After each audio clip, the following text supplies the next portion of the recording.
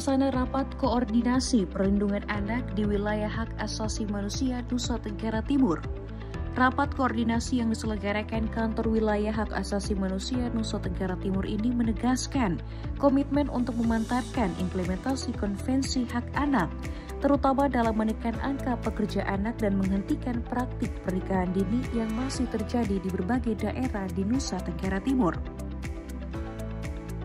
Kami hari ini melibatkan teman-teman dari lintas sektor untuk bagaimana melihat situasi implementasi Konvensi Hak Anak. Jadi apakah kita melakukan aksi-aksi untuk memastikan anak-anak terlindungi, anak-anak haknya dipenuhi dari semua aspek kesehatan, aspek pendidikan, aspek sosial, dan misalnya bagaimana pemenuhan atau akan akta kelahiran atau dia tercatat kelahiran.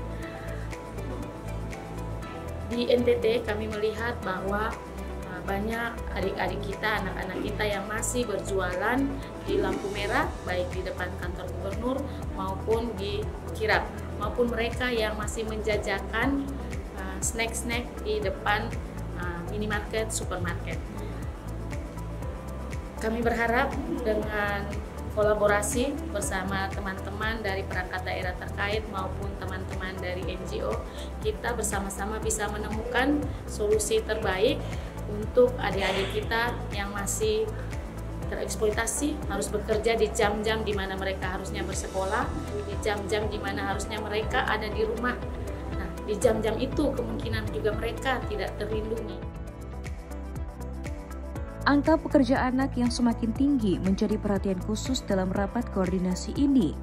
Hal ini disampaikan oleh Domingus L. Sidley, Direktur Eksekutif Institute of Resource Governance and Social Change atau IRGSC yang berfokus pada partisipasi anak dalam mengikuti proses kualitas pendidikan yang baik.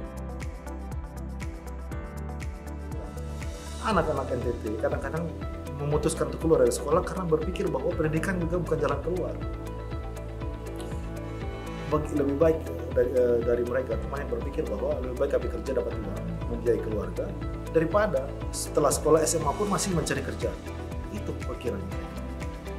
Karena berpikir kualitas pendidikannya buruk. Nah, karena ya memang pendidikan ini kan kalau bilang vocational study secara formal, ini saya mau bilang vocational work itu juga terjadi. Jadi orang itu dari pekerja anak berarti sekolah, mereka bekerja, bisa dilihat bahwa mereka sendiri menjadi ahli di bidang itu.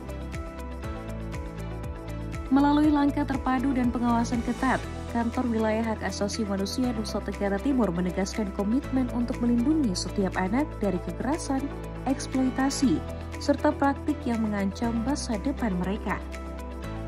Dari Kupang, Rian Builima melaporkan untuk Timor TV.